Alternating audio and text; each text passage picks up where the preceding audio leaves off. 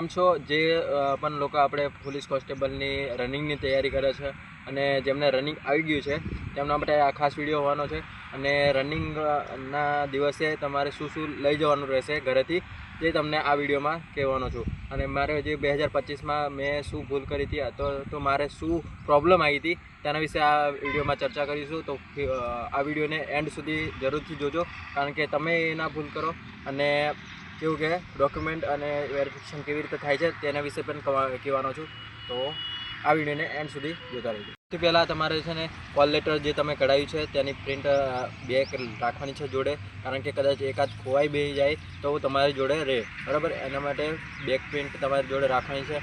બીજું કે આધાર કાર્ડ લઈ જવાનું છે તમારી ઓળખ માટે। આધાર કાર્ડ, પાન કાર્ડ હોઈ શકે, કાં તો ચૂંટણી કાર્ડ અને એલસી કદાચ જે હોય તમારી તે લઈ જવાનું છે। કારણ તમને બતાવું, કારણ કે જો તમારા કોલ લેટરમાં જે જન્મ તારીખ અને નામ જે હોય ને એવું જ સેમ ટુ સેમ તમારે જે આધાર કાર્ડમાં હોવું જોઈએ, કાં તો જન્મ તારીખમાં ભૂલ હોય તો તમારે બીજું કોઈ ડોક્યુમેન્ટ હોય તેનામાં સેમ ટુ સેમ જે તારીખ તમારી છે કોલ લેટરમાં તેની તે જ તમારા જે ડોક્યુમેન્ટમાં છે તે સેમ હોવી જોઈએ, જેનાથી કેવું કે કોઈ ડોક્યુમેન્ટમાં સમસ્યા ના આવે, કોઈ પ્રોબ્લેમ ના આવે, ઓકે।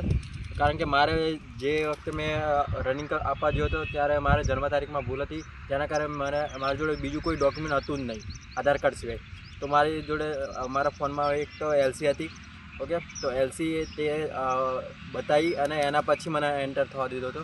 એટલા માટે કહું છું કે તમે 2-3 ડોક્યુમેન્ટ અને જે બી તારીખ જન્મ તારીખમાં પ્રોબ્લેમ હોય તો આવી રીતે તમે 2 કાં તો ડોક્યુમેન્ટ લઈ જઈ શકો છો, જેનાથી તમારે કેવું કે કોઈ પ્રોબ્લેમ ના પડે। બીજું કે તમારે સાદી ઘડિયાળ તમે લઈ જઈ શકો છો, કાં તો અંદર એન્ટ્રી આપે જો સાદી ઘડિયાળ તો તમે લઈ જઈ શકો છો। બીજું કે તમારા બૂટ છે જે તમારે કદાચ નીચેથી ઘસાઈ ગયા હોય તો બીજા નવા લઈ લેવા, કારણ કે 400-500માં આપણે કંઈ જતું નહીં રહેવાનું, એટલા માટે નવા બૂટ તો ફરજિયાત લઈ લેજો। અને ટી શર્ટ અને ચડ્ડો કાં તો નાઇટી તમે લઈ જઈ શકો છો, કેમ કે લઈ જ જવું પડશે, કારણ કે ત્યાં તમારે ચડ્ડા અને ટી શર્ટમાં રનિંગ કરશો તો તમે કમ્ફર્ટેબલ અને સારી રીતે તમે દોડી શકો છો। અને બીજું કે તમે શરદી ખાંસી કાં તો કોઈ પગ દુખતો હોય તો તમે દવા ગોળી લઈ જઈ શકો છો, શરીર દુખાવાની ગોળી, માથા તાવની, બરાબર આ તે। અને બીજું કે સવારમાં તમે રનિંગ કરવા જાઓ એના પહેલાં તમારે કેળા લઈ લેવાના છે સાંજના, કે સવારમાં જાઓ તો 2 કેળા ખાઈને જવાના, ઓકે। કેવું કે પેટમાં થોડું સારું લાગશે અને સારી રીતે રનિંગ થશે।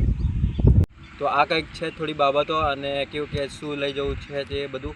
અને આશા છે કે તમને આ વિડીયો ગમ્યો હશે, કારણ કે ઘણી બધી એવી બાબતો છે જે ધ્યાન રાખવી જોઈએ છે આપણે, જેથી આપણે પ્રોબ્લેમ ના પડે, બરાબર છે। તો મળીએ પછી નવા વિડીયોમાં, ત્યાં સુધી બાય બાય।